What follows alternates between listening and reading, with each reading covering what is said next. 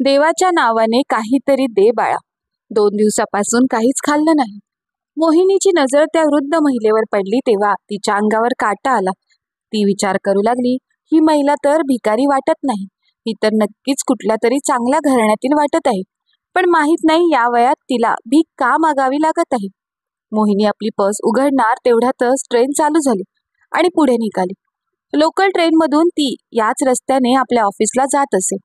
तसे तर स्टेशनवर खूप लोक भीक मागणारे असतात, पण या वृद्ध महिलेला पाहून तिचा विश्वासच बसत नव्हता की ती भिकारी आहे. पण माणसाला भूक लागली आणि त्याच्याकडे खायला काहीच नसेल तर त्याच्या समोर दुसरा कोणताच मार्ग उरत नाही. मोहिनी पूर्ण रस्त्यामध्ये त्याच महिलेचा विचार करत होती आणि पूर्ण दिवस ऑफिसमध्ये काम करून संध्याकाळी ती जेव्हा स्टेशनवरून परत आली तेव्हा स्टेशनवर पुन्हा ती महिला तिला दिसली. आता मात्र मोहिनी तिच्या जवळ गेली तेव्हा तिचे डोळे बंद होते. तिच्याकडे पाहून असे वाटत होते की तिची जगण्याची आशा आता कमी झाली आहे. फक्त जीवात जीव आहे म्हणून जगायचं आहे असे तिच्याकडे पाहून वाटत होते.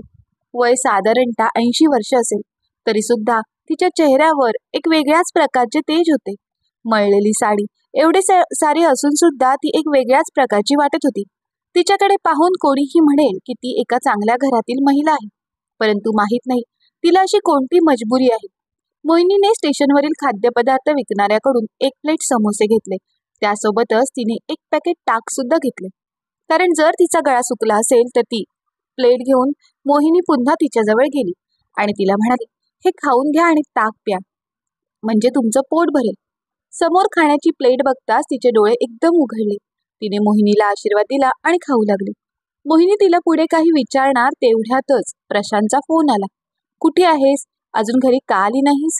आज तर तुला खूप उशीर झाला आहे. हो, येतच आहे, येऊन तुला सर्व सांगते, असे नवऱ्याला सांगून मग मोहिनी आपल्या घराकडे निघून गेली. मोहिनी घरी पोहोचताच प्रशांत म्हणाला, आज तर तुला खूपच उशीर झाला. ऑफिसमध्ये जास्त काम होते का? मोहिनीने स्टेशनवरील सर्व कहाणी प्रशांतला सांगितली. त्यावर प्रशांत म्हणाला, मोहिनी, तू पण ना, स्टेशनवरील असे कितीतरी भिकारी असतात. रोज किती जणांना तू जेवण वाटणार? आज दिलंस तर उद्या सुद्धा मागतील. मग ह्या लोकांना सवयच होईल. ते रोजच तुझ्याकडे मागत राहतील. कामधाम तर काही करत नाहीत, फक्त फुकटचे जेवण जेवायला हवे. प्रशांत रागातच कडक शब्दात बोलत होता. नाही प्रशांत, ही महिला तर भिकाऱ्यासारखी नाही. नक्कीच तिची कोणती तरी मजबुरी असेल. एवढी लाचार ती वाटत होती. तू सुद्धा तिला पाहिले असतेस तर तुला सुद्धा दया आली असती. मी उद्या जाऊन तिच्या बरोबर बोलते. तेव्हा प्रशांत पटकन म्हणाला, अगं उद्या तर रविवार आहे, उद्या का जाशील? तेव्हा मोहिनी म्हणाली, उद्या रविवार आहे म्हणून तर जाणार आहे, त्यामुळे ऑफिसला जाण्याची घाई नसेल आणि घरी येण्याची सुद्धा घाई नसेल. दुसऱ्या दिवशी सकाळी मोहिनी स्टेशनकडे गेली. तिथे स्टेशनवर तिने त्या महिलेचा शोध घेतला, परंतु ती तिला कुठेच दिसली नाही. मग तिने आजूबाजूला चौकशी केली तेव्हा कोणीतरी तिला सांगितले की ती महिला स्टेशन बाहेर असणाऱ्या मोठ्या वडाच्या झाडाखाली बसली असेल. ती तिथेच आराम करत असते. तेव्हा मोहिनी तिकडे गेली. वडाच्या झाडाखाली ती आराम करत पडली होती. मोहिनीने आवाज दिला, आई, मी तुमच्यासाठी नाश्ता घेऊन आली आहे. आज तुम्ही स्टेशनवर आला नाही? हो मुली, माझी तब्येत ठीक नाही, हातपाय सुद्धा साथ देत नाही, म्हणून या वयात काहीच काम होत नाही, म्हणूनच भीक मागायचं काम करते. तसंही कधी कधी तुझ्यासारखी लोक येतात आणि फुकट जेवण देऊन जातात. मग मोहिनी म्हणाली, आई, तुम्ही कधीपासून भीक मागत आहात? मोहिनीचा हा प्रश्न ऐकताच ती हैराण झाली. तिच्या डोळ्यातून अश्रू वाहू लागले. मुली, भीक मागायला मला आवडत नाही, पण काय करू, मजबुरी आहे. या वयात हातपाय चालत नाही. पोटाची आग शांत करण्यासाठी स्वतःला सुद्धा जळावे लागते. कधीच असा विचार केला नव्हता की माझी सुद्धा अशी अवस्था होईल. मी तर स्टेशनवरील भिकाऱ्यांना स्वतः भीक देत असायची. जेवण, कपडे, काही जरुरी वस्तू मी त्यांना देत असायची. शहराच्या मधोमध आमचं घर होतं. घरामध्ये नोकर चाकर होते. घरामध्ये एखाद्या राणीप्रमाणे मी राहत असायचे. आमच्या घरामध्ये माझ्या सासऱ्यांच्या आईची हुकूमत चालत असायची. आमच्या घरातील एक पान सुद्धा त्यांच्या परवानगीशिवाय हालत नसे. घरामध्ये खाण्यापिण्याच्या कोणतेच कमी नव्हती. घरात येणाऱ्या जाणाऱ्या प्रत्येकाचा सन्मान केला जात होता. घरातील नोकर, माळी, धोबी, ब्राह्मण प्रत्येकाला सणासुदीच्या दिवसात चांगले कपडे, पैसे आणि मिठाई दिली जात असे. जेव्हा माझ्या ओटभरणीचा कार्यक्रम होता तेव्हा खूप लोकांनी देसी तुपातले बनवलेले पौष्टिक पदार्थ खायला घातले होते. सर्वांनी माझ्या होणाऱ्या बाळाला आशीर्वाद दिले आणि मला पहिले मूल झाले. माझ्या पोटी पहिलेच एक मुलाने जन्म घेतला. त्याचे नाव आम्ही आरव ठेवले होते. आरवला मोठे करताना त्याचे खूप लाड केले जात होते. त्याला कोणत्याही गोष्टीची कमी पडू दिली जात नव्हती. 2 वर्षानंतर लगेचच समीर सुद्धा झाला. 2 मुलाची आई होण्याचा जो गर्व होता तो माझ्या डोक्यावर चढून बोलत होता. मी माझ्या आजस सासू आणि माझ्या सासूची खूप आवडीची सून होती, कारण मीच खानदानाला 2 वारस दिले होते. आम्ही सणासुदीच्या दिवसात गरजू भिकारी लोकांना कपडे आणि खाण्याच्या वस्तू वाटत असायचो. माझी दोन्ही मुले हळूहळू मोठी होत होती. माझा नवरा व्यापार सांभाळत होता. घरात साक्षात अन्नपूर्णा वास करत होती. माझी दोन्ही मुले चांगल्या प्रकारे मोठी होत होती. त्यांना कोणत्याही गोष्टीची कमी पडत नव्हती. जे त्यांना आवडत असेल ती गोष्ट त्यांना लगेच मिळत होती. पण ते जास्त पैसे पाहून बिघडू लागले होते. अभ्यासाकडे दुर्लक्ष करून ते वाईट संगतीमध्ये फसले होते. ते आपल्या मित्र परिवारामध्ये पैसे उडवू लागले होते. घरात त्यांना ओरडले जात होते आणि मला सुद्धा काही गोष्टी ऐकवल्या जात होत्या. त्या मुलांची आई असून सुद्धा मी त्यांच्यावर लक्ष देऊ शकत नव्हते. माझ्या सासऱ्यांची आई तर माझ्या मुलांचा विचार करून करून हे जग सोडून गेली होती आणि माझ्या सासू सासऱ्यांचे मन सुद्धा संसारामधून उडाले होते. म्हणूनच ते दोघेही धार्मिक स्थळी जाऊन राहू लागले होते. मी त्यांना समजावले होते की तुमच्या नातवाची लग्न पाहून तरी तुम्ही जा, परंतु ते म्हणाले की आमची नातवंड आणि नातसुना येतील तेव्हा त्यांना आम्हाला दाखवण्यासाठी घेऊन या. त्यांनी माझे काही एक ऐकले नाही आणि ते घर सोडून गेले. आता एवढ्या मोठ्या घरात आम्ही 4च लोक राहत होतो. आता घरात पहिल्यासारखे कोणीही येत जात नव्हते. आमची दोन्ही मुले मोठी झाली होती, म्हणून आम्हाला त्यांच्या लग्नाची चिंता लागून राहिली होती. घरचा व्यापार होता, परंतु माझा नवरा एकटा ते सर्व सांभाळत होता. खरं तर आम्ही विचार केला होता की मुले आहेत म्हणजे आमचा व्यापार ते पुढे चांगल्या प्रकारे सांभाळतील, परंतु असे काहीच घडले नाही. मुले त्यांच्या मौज मस्तीमध्ये गुरफटून गेली होती. चुकीच्या संगतीमुळे जुगार, मद्यपान करणे यामध्येच ते पैसे खर्च करत होते. आमच्या घराच्या परिस्थितीचा अंदाज माझ्या नवऱ्याबरोबर व्यापारात जे भागीदार होते त्यांना आला होता. त्याचाच ते फायदा घेऊन कपटी नीतीने व्यापारातील पैसा माझ्या नवऱ्याच्या नकळत बळकावू लागले होते. माझ्या मुलांचे लग्नाचे वय निघून जात होते. तेव्हा आम्ही नवरा बायकोंनी विचार केला की जर आपल्या दोन्ही मुलांचे लग्न केले, आपल्या घरात सुना आल्या, तर आपल्या मुलांचे वागणे बदलेल. आमच्या घराचे मोठे नाव होते. शेवटी दोन्ही मुलांची लग्न ठरली. एकाच वेळी घरामध्ये 2 सुना आल्या. आता असे वाटत होते की घरात लक्ष्मीच्या पावलांनी 2 सुना आल्या आहेत, त्यामुळे घरची परिस्थिती सुधारेल. गरीब घरातून दोन्ही सुना आल्या होत्या, तरी सुद्धा त्या आमच्या डोक्यावर चढू लागल्या. एवढा पैसा पाहून दोघींना सुद्धा लालसा सुटली होती. त्या दोघीही फालतू खर्च करू लागल्या होत्या. अगोदर तर आम्ही आमच्या 2 मुलांमुळे परेशान होतो, परंतु आता सुनांमुळे सुद्धा आम्ही परेशान होऊ लागलो होतो. त्या सुद्धा आमच्या मुलांपेक्षा काही कमी नव्हत्या. महागडे कपडे, दागदागिने खरेदी करणे याचा तर त्यांनी सपाटा लावला होता. माझा नवरा व्यापार आणि घर दोन्हीही सांभाळत होता. दोन्ही सुना सकाळी लवकर उठत नव्हत्या आणि स्वयंपाकघरात तर पाय ठेवतच नव्हत्या. सर्व स्वयंपाकघरातील कामे मी एकटीच करत होती. माझी अशी अवस्था पाहून माझ्या नवऱ्याने माझ्या मुलांना खूप वेळा समजावण्याचा प्रयत्न केला, परंतु ते समजूनच घेत नव्हते. ते सतत माझा विचार करत असायचे. अशातच एक दिवस अचानक त्यांची तब्येत बिघडली आणि ते मला कायमचे सोडून निघून गेले. माझा नवरा गेल्यानंतर सुद्धा माझ्या मुलांचे डोळे उघडले नाहीत. मला 2 मुले होती, तरी सुद्धा व्यापार सांभाळू शकले नाही. व्यापारामध्ये नुकसान होऊ लागले. एक दिवस असा आला की कर्जदार आमच्या घरासमोर येऊन उभे राहू लागले. आता माझ्या दोन्ही मुलांना जाग आली होती, परंतु तोपर्यंत सर्व होत्याचे नव्हते झाले होते. जे काही होते ते सर्व नष्ट झाले होते. आता दोन्ही सुना रोज माहेरी जाण्याच्या धमकी देत होत्या. घरात पैशांची खूप चणचण भासू लागली होती. असे म्हणतात ना, विधवा आई सर्वांच्याच नजरेत खटकते. मी विधवा होते, मला कोणाचाही आधार नव्हता. त्यामुळे माझ्या दोन्ही मुले, माझी दोन्ही सुना मला 4 गोष्टी ऐकवत होते. एवढंच नाही तर माझ्या खाण्यापिण्यात सुद्धा कमी करत होते. त्यांना असे वाटत होते की एकट्या आईवर खूप खर्च होत आहे, त्यामुळे आता रोजच मला टोमणे ऐकावे लागत होते. माझ्यामुळेच दोघेही नीट काम करत नव्हते. मी विधवा घरात असल्यामुळे घरात पैसा टिकत नव्हता, असेच माझ्या दोन्ही सुनांना वाटत असे. म्हणून त्या दोघीही मला टोमणे मारत असायच्या. मला आता काही समजत नव्हते की मी काय करू. एक दिवस आरव म्हणाला, आई, तुला तीर्थयात्रा करून घेऊन येतो. तिथे जाऊन तरी आपल्याला काही पुण्य मिळेल आणि आपल्या घराच्या परिस्थितीमध्ये सुधारणा होईल. मी पण थोडी खुश होती, परंतु माझ्या मनात थोडी शंका सुद्धा होती. शेवटी अशा गरीब परिस्थितीमध्ये याला तीर्थयात्रा करण्याचे का सुचले असावे? पण तरीही मी विचार करू लागली की देवाच्या मनात असेल म्हणून मी तयार झाली.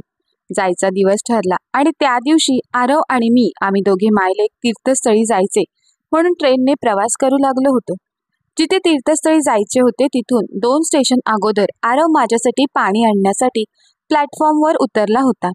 त्याने पाणी तर आणले नाहीच आणि स्वतः सुद्धा परत आला नाही. ट्रेन चालू झाली.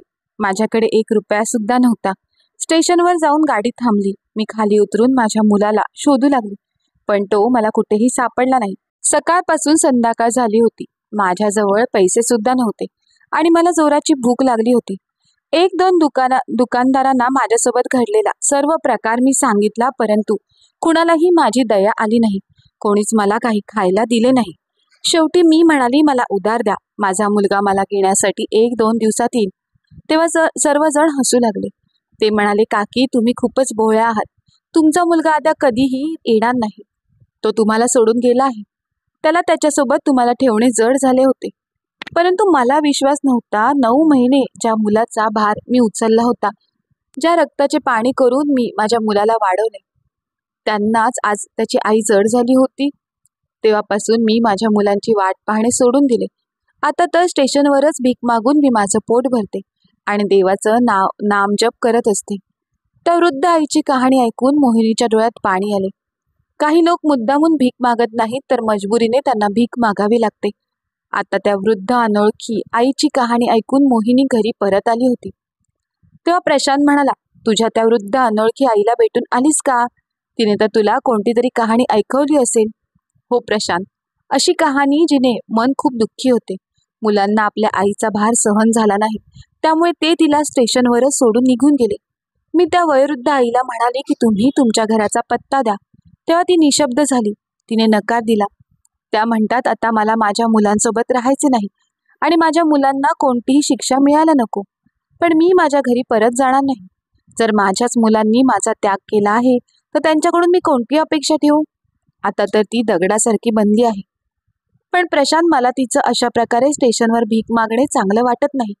आपण तिच्यासाठी काहीच करू शकत नाही का? मोहिनी आपल्या नवऱ्याला विचारत होती.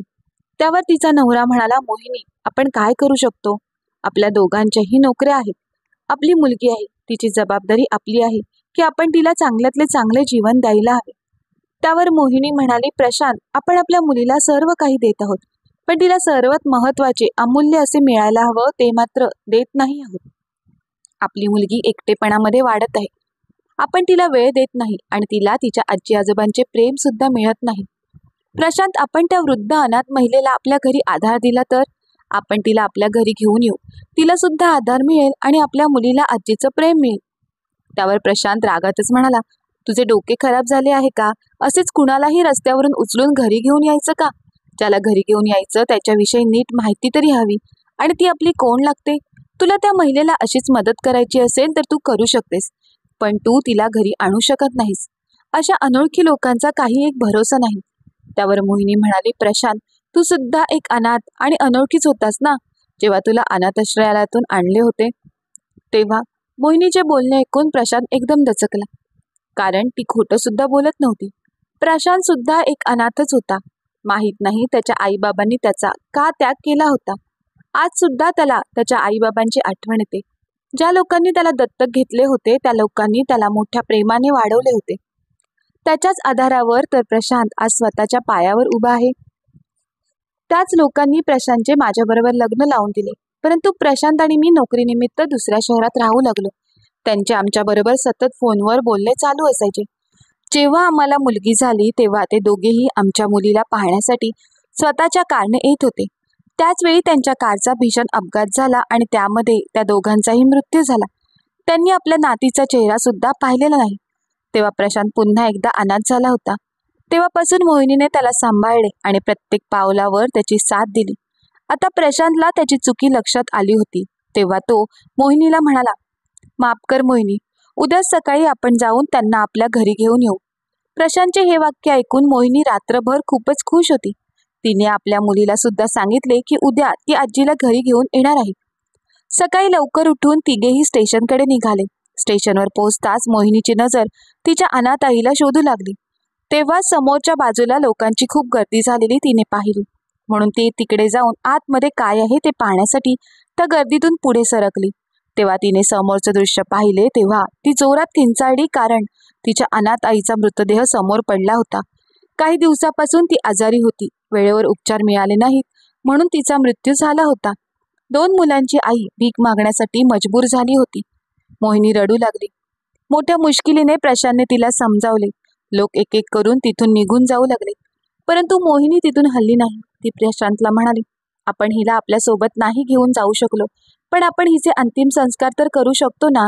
हिच्या मुलांना तर माहीत सुद्धा नसेल की त्यांची आई ह्या जगातून निघून गेली आहे. प्रशांतने पोलिसांकडून परमिशन घेऊन सन्मानाने अंतिम संस्कार केले. मोहिनीने अश्रू भरल्या डोळ्यांनी आपल्या आईला शेवटचा निरोप दिला. प्रत्येकाला असे वाटते की मुलगा हवा. मुलगा असेल तर म्हातारपणी आईबाबांना आधार मिळेल. त्याच्या हातून त्यांच्या चितेला अग्नी दिली जाईल.